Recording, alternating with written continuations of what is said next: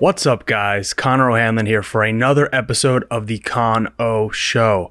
And it feels like it's been a long time since we last talked because of last week's interview, which was great. So go check that out with Tiffany Thomas Smith, who's running for Bucks County Court of Common Pleas. But it feels like it's been so long since I've had an episode just like our normal episodes. So it feels good to be, back per se. We do have some more interviews in the works coming up. A few, actually. I have at least a good amount of guests lined up that I just have to schedule, which is not necessarily my forte. However, look forward to those because they're coming soon.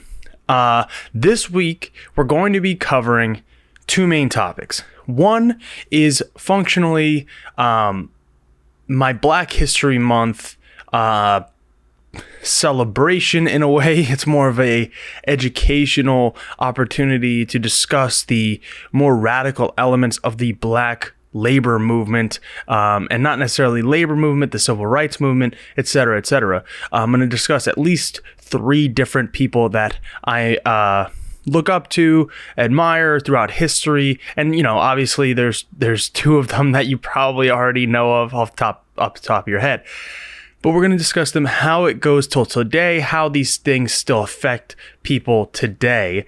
And then we're going to be talking about something that also may not be very welcoming or fun to accept if you are a leftist or a liberal or a Democrat in general, because I'm going to be doing pretty much my first full-fledged post-presidential election Joe Biden criticism, and I think it's long overdue at this point, but I wanted to give him the benefit of the doubt, and we're going to be discussing that as I see fit. So buckle up, be ready for that, because that part's going to be rather frustrating as someone that has helped get him elected. So before all of that, I want to throw out that we have a goal here at the show to improve our quality and the quantity of the content that we are putting out. And I am getting better at the quantity, and Josh, who is my editor, is helping me with the quality significantly. So if you guys would, we have a goal of getting 10 patrons on our brand new Patreon, which I will be linking down below, but it'll be patreon.com/theconoshow. Even if you can just give a few dollars, and we're going to be coming up with some new tiers over time. We're going to have some basic tiers to start with.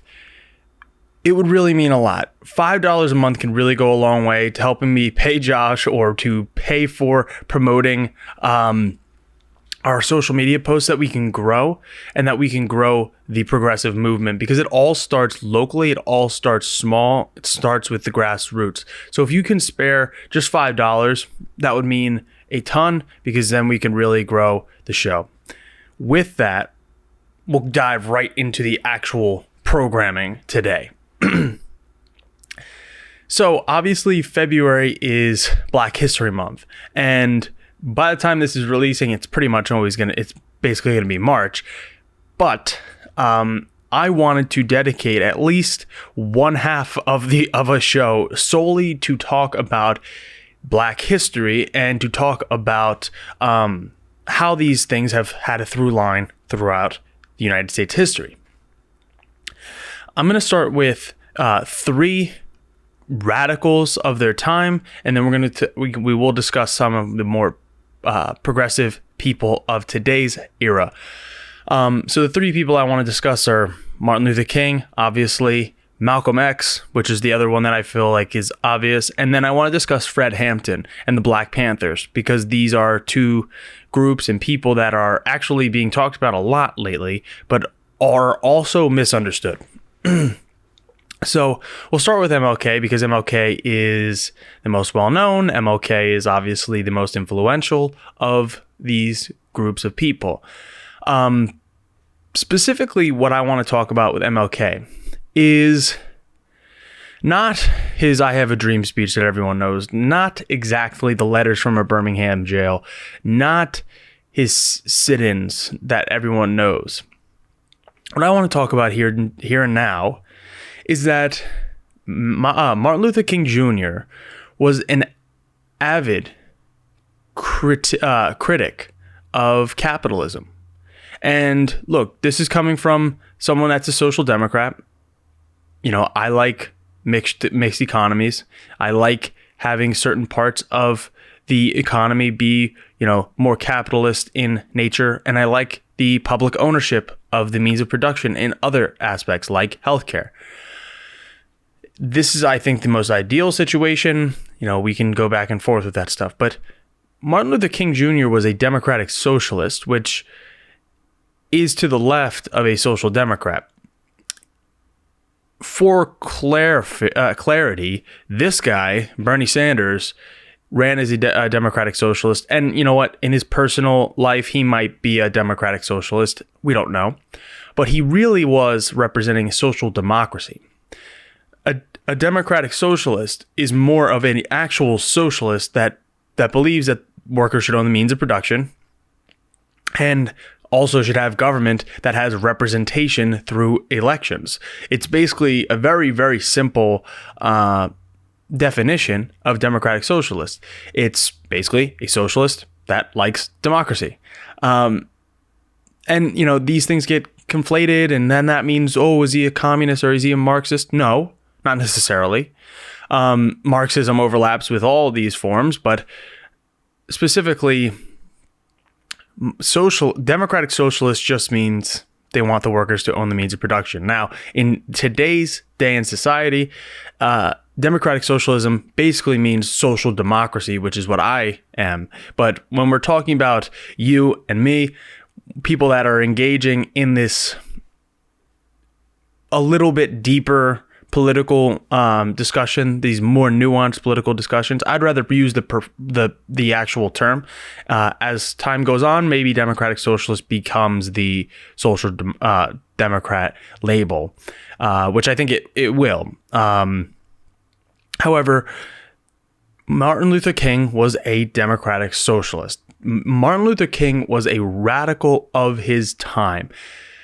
He was an avid critic of, Coca-Cola and the Vietnam War and all of these things that were just representations of modern day capitalism of his time. We need to disconnect the whitewashed version that we're given in history class from the actual version of MLK, because they're not the same. MLK was not just this beloved black person by all white people north of Alabama. I mean, Bull Connor and the people in Alabama, yeah, they were bad. But people in the 60s were still racist in the North. And people today are still racist. They still exist. The fact is that if Martin Luther King Jr. was alive today, I really don't know if he would be as revered as we all think. I think that a contingent, and you could draw your own conclusions here, a contingent of this country would still be calling him a radical, would still be calling him a Marxist, would still be calling him all the things that they did 50, 60 years ago. And 60 years ago, the same way that they do with Black Lives Matter, they blamed Martin Luther King for riots when we all know that Martin Luther King was an advocate for peaceful protest, but they used it as a wedge to scare white suburban people like myself. But I don't fall into this trap. But I'm just saying, as an example, people like me that would be or could be susceptible because the places that I grew up were overwhelmingly white. People that grew up in the suburbs, and I can see it now, are susceptible to this fear-mongering. So what they did was they tried to pin these people, white people, against black people. And by doing so, they would frame... There's newspaper articles of Martin Luther King Jr. cartoons and all this other stuff saying, this is the riots and blah, blah, blah. This is his America and doing all this other stuff. The same exact way they did with Black Lives Matter. 100% the same way. If you don't believe me, just look it up. It's very easy. You got the Google machine. Martin Luther King was a radical. And I actually like putting him in that radical perspective because it actually contextualizes his time. It contextualizes everything that he was going through in his era. And without knowing that he was deemed as a radical, then we get these whitewashed versions of him being this fully uniting person. It's the same thing. Like, I've been told that, I was told from people, because I look up to Muhammad Ali, you wouldn't have liked him back in the day because he was, he was a part of the Nation of Islam. And we're going to talk about that in a second. With Malcolm X, he was just, whatever. He was a radical and this and that. But no, I think I would. And especially being the person that I am today. And that's the trick, is we today need to accept and realize that the context of the 60s, which Martin Luther King and Malcolm X lived, was a different time and not a different time. People alive today were protesting for segregation, for keeping black kids out of schools with white kids. They were protesting that, and they're alive today. There are also people alive today that were white allies. And, we can all like to pretend that we're all always going to be on the right side of history in retrospect, right? But it's important to note that we're living in history right now. And I use MLK as this example before we move on because he's the easiest. But if you think you would have been out there with Martin Luther King Jr., the same way actually that Bernie Sanders was, he got arrested doing that. If you believe that if you, were in Alabama, in Birmingham, you would have been out there protesting with him, then today you have no right to critique Black Lives Matter or the protests that are advocating for black liberation and black equality, because they're fighting for the same goals. They're the natural extension of what MLK was doing. With that, I want to move on to Malcolm X, who is a definitely more radical figure in the scheme of, I shouldn't even say in the grand scheme of things. Malcolm X is a controversial figure. He's a complex figure, and that's why I think I'm drawn to him. He's not so black and white. He's never been whitewashed to be black and white. He's always been labeled the radical, the counter to Martin Luther King Jr. And I like this. I like having the dynamic of, okay, this is what's acceptable to some people is Martin Luther King, and Malcolm X is not so acceptable to people, and he pushes those boundaries. And I think that's important. And I'll get back to that in a second. But if you guys have not, I have 2 books here, but if you have not read this book, The Autobiography of Malcolm X, I suggest that you do it. I believe it was Time magazine had like a book you should read for every year in your life. And this one was for when you were 23. It just so happens that I had picked it up before I saw that list, and I was 23, and it was during a time when I was running for office. And it was really an inspiration, and the book goes over so much, his whole life, the trials and tribulations of a troubled youth, essentially. And I also will come back in a second to his assassination, but he he was a troubled kid. His father was mutilated in the streets when he was a kid. He was into crime, and he was into being the social, life of the party, I guess, in a way. But he got caught in an armed robbery. And I know a lot of people probably don't know this. So Malcolm X spent a good, I think it was 7 years in prison. And in that time, he had access to the library. And funny enough, he read so much that his eyes, because he was reading in the dark, his eyes started to go on him. He had to get, his famous glasses, basically, those glasses that everyone knows that he wears, because he was reading so much in the dark in his prison cell. And he educated himself on a plethora of ideologies and on history, etc. Now, the man that came out of prison was someone that joined the Nation of Islam. And the Nation of Islam is definitely a controversial group. And obviously was connected with Elijah Muhammad and some other people that not the greatest of all time, but that's for another time, I guess, is that discussion. And over time, the Nation of Islam and Malcolm X started to see differently. And Malcolm went to the Middle East, and I am going to butcher the name of wherever he went. I forget where he went exactly off the top of my head. But he went on a voyage, a religious voyage around in Israel. I forget where it is, but... And what he saw there changed his life. And I think that's important.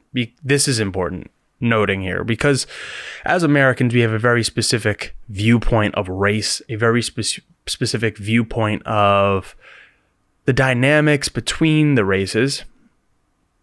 Because in Europe, per se, just because you look like me doesn't mean that you're exactly just white.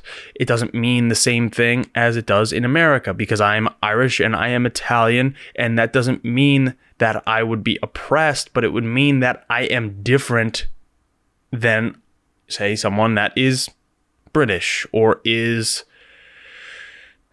Swedish or, etc. We're not just white if you come from Europe. In America, it's mostly just black and white. It's very simplified. And in the book, Malcolm talks about his voyage in which he met people that were both black, white, Middle Eastern, Asian, all different people that look differently than him. And he said basically that it's the first time that a white person basically didn't treat him differently. They all had something in common, and that was their religion. And, I am agnostic religiously, personally, but people, whatever it takes sometimes to realize that people are the same. We're different, but we're the same. And by that, I mean, we want social cohesion. We want to have people that like us and love us and engage with us and are like us in many ways, similar interests. And for Malcolm, that voyage was the turning point in which he was starting to become a truly, some of the stuff that he was saying in his later life, especially, is some of the most incredible stuff. And it would have been so powerful as he saw that white people and black people were the same. We have different histories and different contexts, but we're the same. We're all the human race. And what's specifically interesting about Malcolm that has come out in the last week is that there are now reports that exactly kind of clarify that the NYPD and the FBI had coaxed, I guess, some of Malcolm X's security detail, because Malcolm X was wanted by a bunch of different people, including, who I'll talk about in a second, COINTELPRO, the FBI more broadly. The Nation of Islam started to come after him, etc. And Malcolm, he had a security detail that was infiltrated by the FBI and was basically lulled into a sense of complacency, because two of his most, trusted security people were arrested after being, again, coaxed into committing federal crimes. And you know what?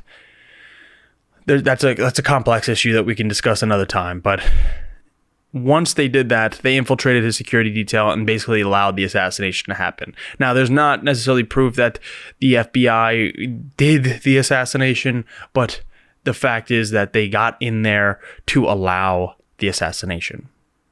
And I'll also point out here that what I'm going to discuss about in the next section here with Fred Hampton also applies to Malcolm X and also applies to Martin Luther King Jr. So the last person that I'm going to discuss in this part of the episode is Fred Hampton and the Black Panthers. The reason why I choose Fred Hampton is because he's personally inspirational to me, and I think he's very moving. And we'll understand why in a second here. But Fred Hampton, again, was a kid. He had so much, vibrato and life and power in his speeches. And it's, he's one of those people that you can listen to him speak, and even if you disagree, you know that he can move you. And again, here's the other book that I suggest you guys read, is The Assassination of Fred Hampton by Jeffrey Haas. And that book goes through mostly what happened to Fred and what happened after Fred was assassinated. And really, I think it's important to note that Fred was probably the most radical of all of the three that we're discussing here.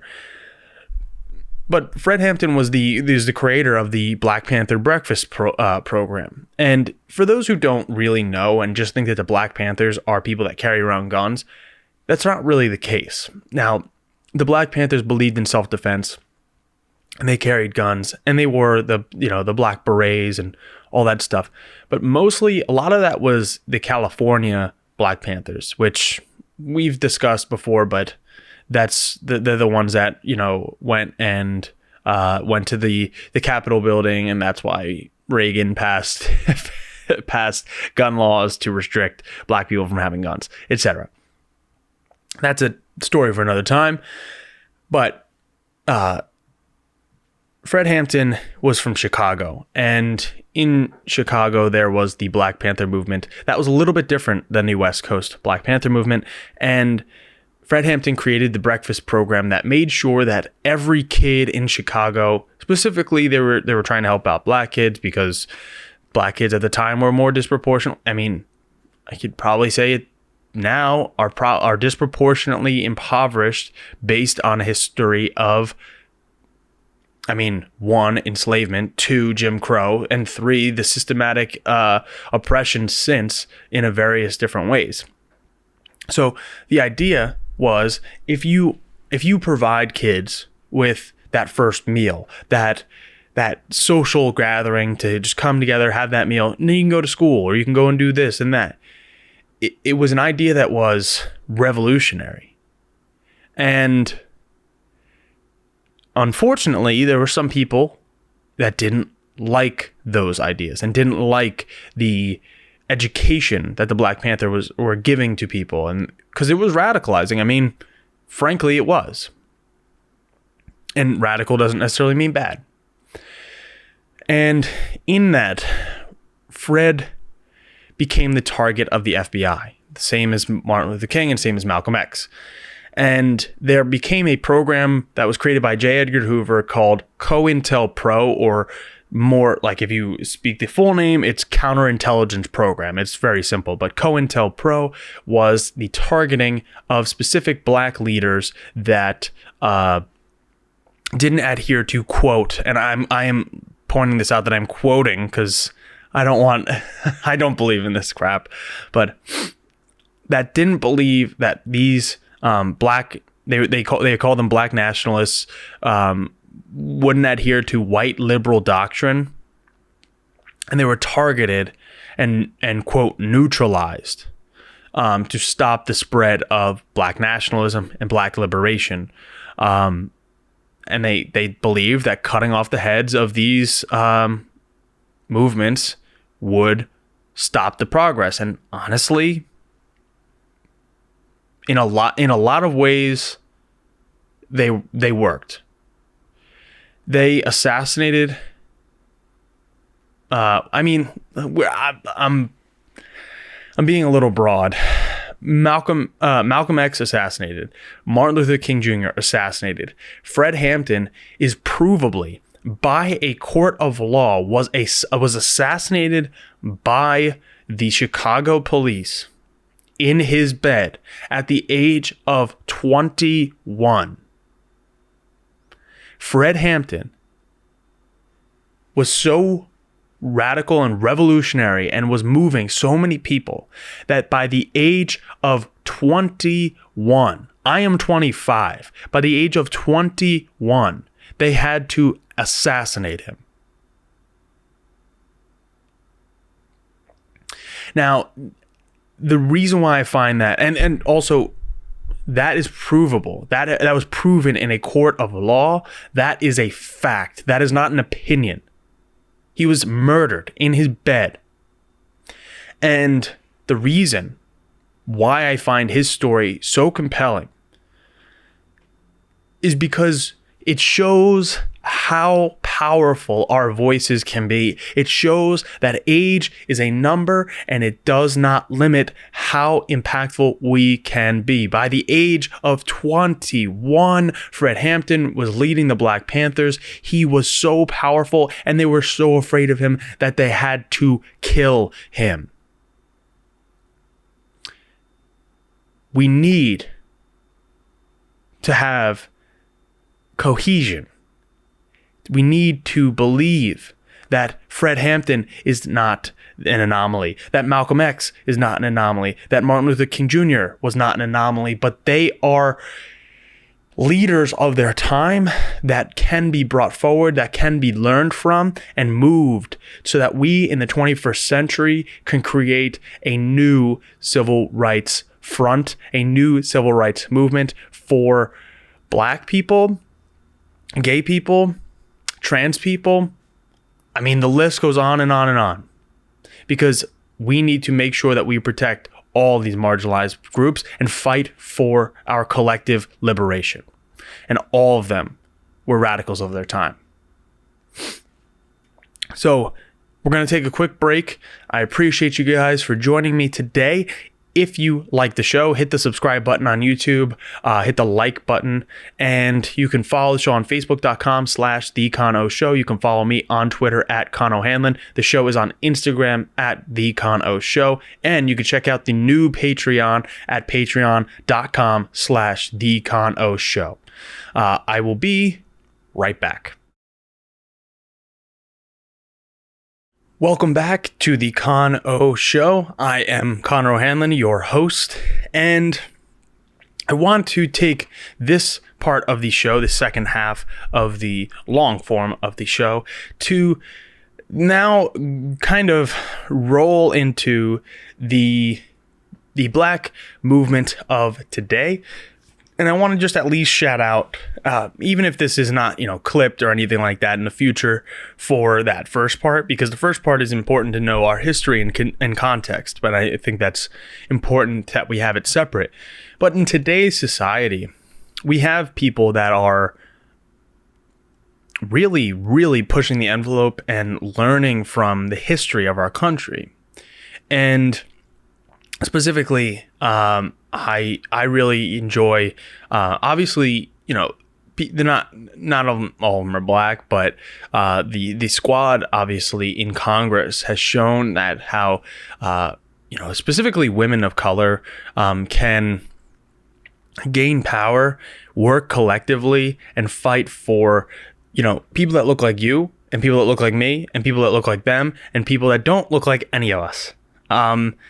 Because it's not that they're just, because that's the thing, right? The radical black movement, and again, I mean radical in a rather good sense. Radical is just meaning it's not in the norm. It's not in the Overton window of the American politic of today. I really, really look up to and admire these group of these women. Cori Bush, Ayanna Pressley, both of them black, but also AOC, Rashida Tlaib, Ilhan Omar. I'm probably missing some, but all of them are women of color, and they fight for young people, they fight for old people, they fight for white people, they fight for black people, they fight for Asian Americans, they fight for Native Americans. I mean, it shows that being empathetic, being inclusive is key. Being above the fray, being above the colorblindness of America. And that's kind of what bothers me of today, and what bothers me about the framing of Martin Luther King Jr. is this colorblind mindset. The mindset lends itself to believe that we're in a post-racial society because we've elected a black president, because Martin Luther King had the sit-ins and we did all of that. We have the Civil Rights Act. But remember that people had to be killed. People died to pass the Civil Rights Act. People were assassinated like Martin Luther King. And we're by no means done. And those people in the squad, great. Dr. Cornel West, another person that I love listening to. And one of my goals is for someday him to be talking to me and call me Brother Connor, because I think it would be awesome, because he calls everyone brother in their first name or sister, and it would be a goal of mine to have Cornel West ever talk to me, first of all, but call me that. And I've listened to a book that he wrote or that he read about Martin Luther King. He's written the foreword to another book that I have about Martin Luther King that I need to read very soon. But he is an inspirational speaker. He is an influential speaker. He is a progressive to his core. He's been on Joe Rogan, which means that he has some level of mass appeal. I mean, he hits a lot of the targets. He can go on Tucker Carlson and debate him. He's not just like some stooge that's going to go on there and then crap on the Democratic Party just because he can. He's going to go in there and speak truth to power, because he is the epitome of someone that can do that. Beyond that, there are the leaders of the Black Lives Matter protests, which, again, there is no one leader, which I actually think is key. And this is what I want to bring up in the grand scheme of what I was talking about in the beginning. The difference this time, I find it funny. When I was interviewed, I hosted or organized, I organized a Black Lives Matter protest in Doylestown in this past summer.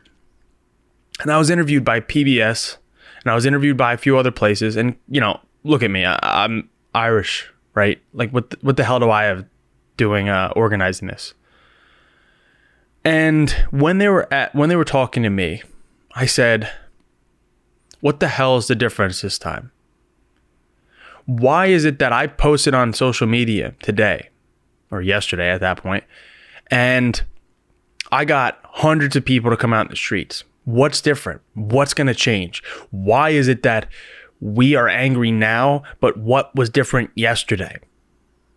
What was different a week ago? And I have this, it's kind of almost jaded, but I have this perspective because I've read about these people. And look, I need to learn more. I want to learn a lot more about certain leaders in the Black movement in particular, but just leaders throughout history, people, individuals, because individuals inspire groups. Individuals can lead groups of people to make movements happen, because Martin Luther King was not alone. Martin Luther King had hundreds, if not thousands, of people acting collectively with him. It's collective power. There were Black people that were getting hosed and people that were doing sit-ins and getting beaten by the police. And Martin Luther King's house was burned to the ground. Martin Luther King's family was threatened. And yet he persevered and he fought on. The same thing happens with these people that were his followers. And the key, and why I fight for what I fight for, is because a certain segment of society needs to accept and admit the wrongs in our society. And being that I have white privilege, I am from a more privileged area, I found it very important to speak out and to use our voices in solidarity. That does not mean that we solved it, we did anything. And that's what I was talking about when I said, what is different? You know, we can have all these young white liberals out in the street, but what the hell is different this time? Why does it matter that we're out here? And I think I finally got it.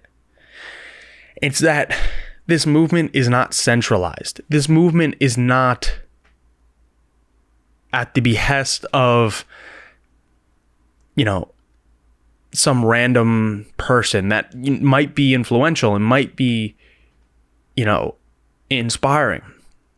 But if I can hold a protest and you can hold a protest and, you know, thousands and thousands of people that are actually doing more than me can hold protests and can organize people in larger cities, in bigger numbers of people, without a leader. Think about that. If we all are showing solidarity and working together collectively, how can they stop it? They can't cut off the head. You know, because when they killed Fred Hampton, they ended the breakfast program in Chicago and thousands of kids went hungry. Look that up. I promise you, it is devastating. They never provided for those people. They never provided for those kids. They didn't even give them a chance. And we want to act like we're in a post-racial society. We want to act like everything is hunky-dory. No, it's not. So read those two books, The Assassination of Fred Hampton and The Autobiography of Malcolm X. I'm sure I have other book recommendations that you could read as well. If you want to know them, please leave a comment down below and I will let you know. But I just wanted to point out, and I ran out of time because, of course, this is a longer segment than just the 30 minutes I have on my camera. I wanted to expand on today's impact of the Black movement. And we have a long ways to go. Poverty disproportionately affects Black people. The war on drugs disproportionately affects Black people. The prison industrial complex disproportionately affects Black people. And if you want to, if you're a contrarian in a sense, all of these things affect white people too. So if you really can't get behind empathizing with somebody else, just know it could happen to you. This could have been you. I'm Irish and Italian. Very easily could it have been Irish and Italian people that were cast aside and blah, blah, blah. And they're not. They never were. It's never comparable to what African Americans especially have gone through in this country. But it could have been. History is what it is, but always remember that history could have been different. History could have been reversed. And it doesn't take a mastermind to have empathy. It doesn't take this extreme brain power to empathize and understand another person's perspective and another person's situation in their life. So please, please, please, if you somehow stumble upon my video and you don't understand what I'm talking about and you don't believe what I'm talking about, talk to somebody that looks different than you. Talk to somebody that has a different sexual orientation than you. Talk to somebody that is non-binary. Talk to somebody that is transgender. Talk to someone that looks different than you. And talk to someone that's a female. Everyone has different perspectives. Everyone has different life experiences. And if you can't empathize, you can never understand the struggle. You can never fight for a collective justice, which is what the United States is supposed to be about. A more equitable and more just society. So with that, we're going to move on. And we're going to move on to... I am almost hesitant to even discuss some of this stuff because it's going to, one, piss me off, but two, it's going to piss off some of the viewers. But that's okay because it needs to be said. The last month have been the first month of the Biden administration. Now, there's been some good that Joe Biden has done, and I covered that in previous episodes. And this needs to be updated. It needs to have the asterisk attached to those first couple videos because Biden and his administration have attached asterisks to everything that they've done. And I wish that they didn't. I wish that I could say Joe Biden's killing it. Which it looked like he was in the first couple weeks, but now it's not the case. So number one, let's start with the big daddy of them all, immigration. Joe Biden has supposedly put out a plan for a pathway to citizenship that hasn't been voted on. It hasn't been really debated yet. Good. Great. But the most talked about story in the last couple of days, they are literally keeping people in cages. They are tearing families apart. Okay? And it's still happening. It's still happening. We want to act like it's all over. It's all good. Orange man gone. It's not done. I don't know why this is a controversial thing to say, but we shouldn't be putting people in cages. We shouldn't be taking kids away from their parents. We shouldn't be putting kids in cages. We can put a pause, at least a pause, on deportations. We could figure out what is going on here and try to actually alleviate the issues. But no, we're just doing the same thing and we're trying to sugarcoat it. The same people that were advocating against what Trump was doing now are bending over backwards to justify what Joe Biden has done. And I'm sorry if this offends you, but this is not what we're supposed to be doing. America is a nation of immigrants, people that are immigrants. And if you're watching this and you don't believe me and you are getting pissed off at me or, look, I know that putting my opinion out there it's actually kind of scary me to even talk about this because of how people are going to react. But if you're afraid of immigrants, I'm sorry, you're xenophobic. If you're afraid of immigrants, you are misguided because guess what? Immigrants commit less crime. Undocumented immigrants commit less crime than natural born citizens. Undocumented immigrants commit less crime than second generation citizens or second generation immigrants. Undocumented immigrants commit less crime. They they put in more money into the society than they take out. I'm so tired of having this argument. I am so sick and tired of talking about how undocumented immigrants are not bad people because they want to come here for a better life. They want to come here for the American dream, the same way that you and I want to be here, and we want to live the American dream. Now, we might have a disagreement on whether we can actually achieve that right now, but ideally, they want to come here to better their lives. So why not make the process easier? Why not make the process simpler? We need people in this country so that we can help the aging population. We need people to work the jobs that we need to fill, because guess what? There are thousands and millions of jobs that we need to do that people not necessarily are going to be jumping over backwards to do. And that's not to say that undocumented immigrants have to do like the crappiest labor, but I'm saying in general, we people. It doesn't have to be, child labor. It doesn't have to be indentured servitude. It doesn't have to be all this. Like, we need people to keep our society moving. And I don't want to be stuck like Japan, where Japan has an aging population and they are super, super strict on immigration, and their aging population is going to be in trouble when they need to retire. I believe Social Security is a right. I believe Medicare is a right. I believe all that stuff. So I want at least to provide for those people. And guess what, boomers? That includes you. So the immigration thing, people need to stop sugarcoating it, okay? Those camps exist. I don't care if you want to call them whatever you want to call them. They still exist. They're still taking kids away from their parents. They're still putting kids in cages, okay? If you want to have a humane society, it starts at home, okay? So I love this country, and I would like this country to be a welcoming place to immigrants.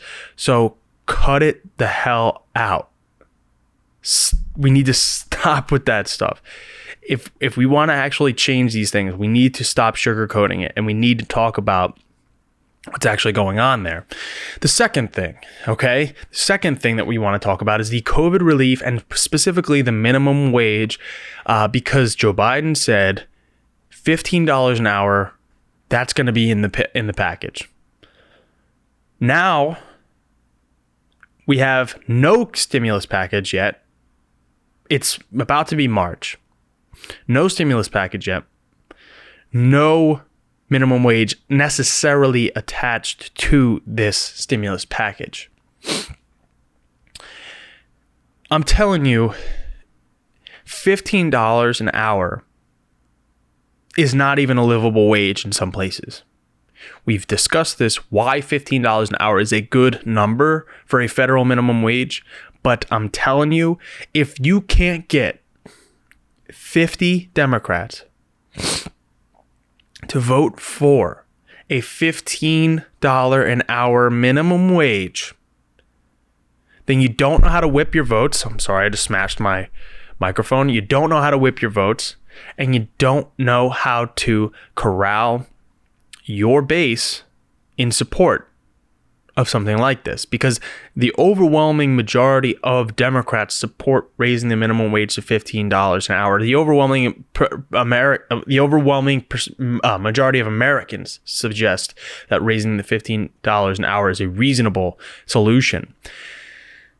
But again, we have Senator Joe Manchin blowing it for the entire country. These people, I've talked about this before, and I've had these talks with other people, and it goes beyond, I wouldn't even say over their heads, but we're talking about people and their egos. I've dealt it with it on the local level as chairman. Egos get in the way of other people. And it gets in the way of progress and social progress when you allow it to. So Joe Manchin needs his appearance to be, I'm the moderate, I'm the centrist, I'm blah, blah, blah. The same way that Brian Fitzpatrick does, right? And he's willing to sink the entire country to a level in which he would rather have people impoverished than have a living wage in his state of West Virginia. He would rather say, no, I need a $11 minimum wage because 15 is too much. Screw that. Screw that. So if you're Chuck Schumer, if you're Joe Biden, corral your votes. Whip your votes.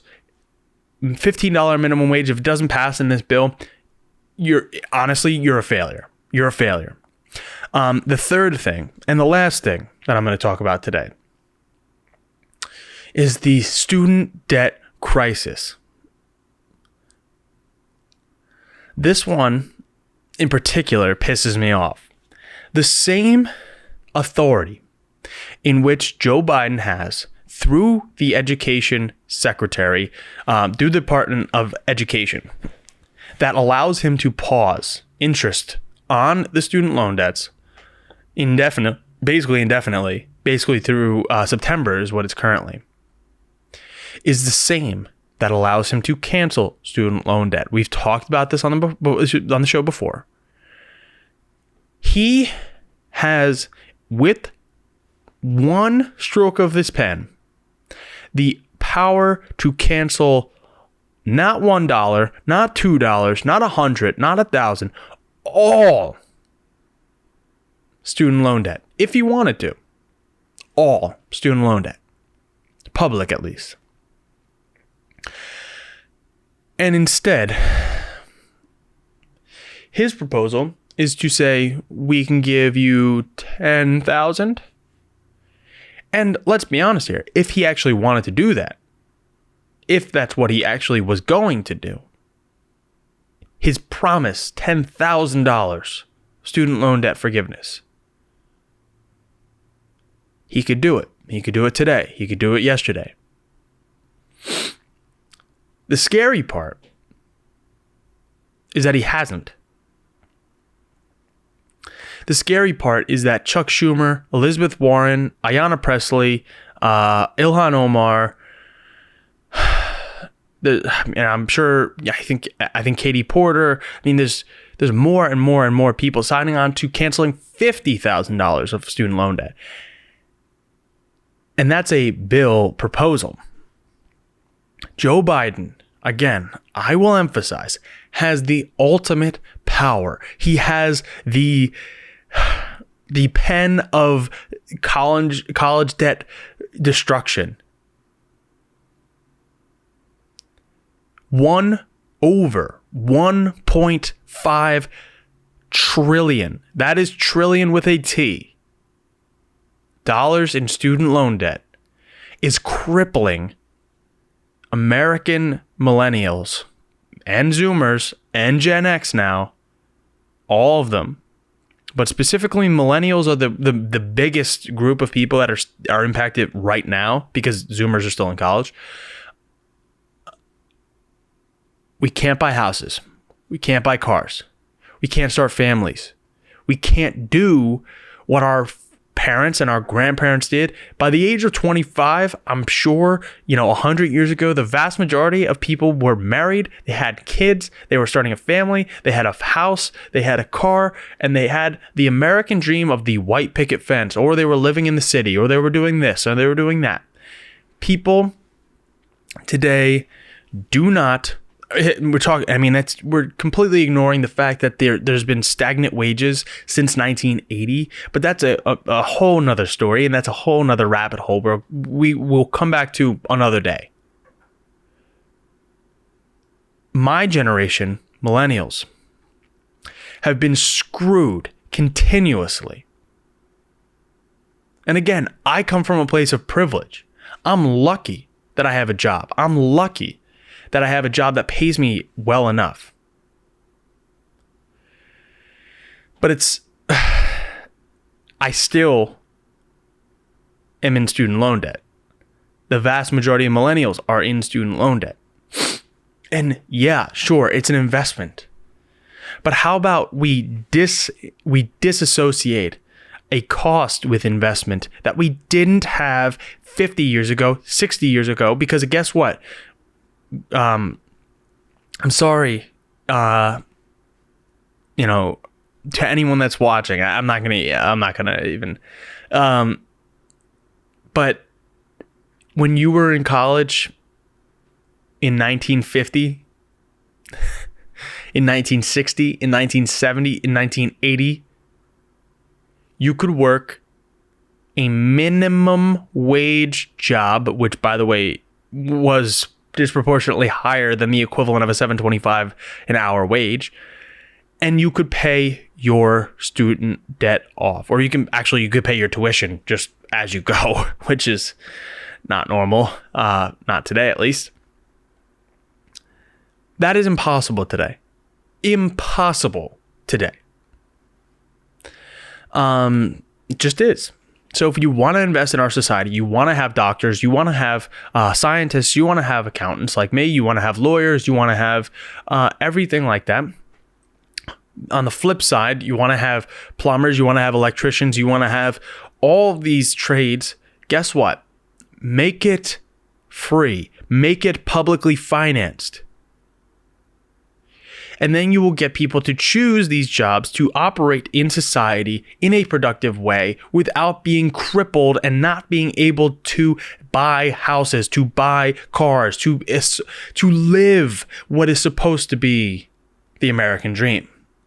So Joe Biden was part of limiting college debt cancellation, and that's why you can die with student loan debt. You can't go bankrupt and cancel it like you can with other debt. So screw that. Screw Joe Biden for that. And Joe Biden, if you really care about millennials, you really care about the American public, you will cancel all student loan debt. Not 10,000, not 50,000, all student loan debt. And you know what? He's probably not going to do that. We'd be lucky to get $10,000 at this point. So with that, without going off on another tirade and another 30 minutes on this, thank you guys for watching the show. Thank you guys for listening. If you guys enjoyed it, head on over to our brand new Patreon, patreon.com/econoshow. Help us get to 10, that's all, 10 paid patrons, because we can then help grow the progressive movement.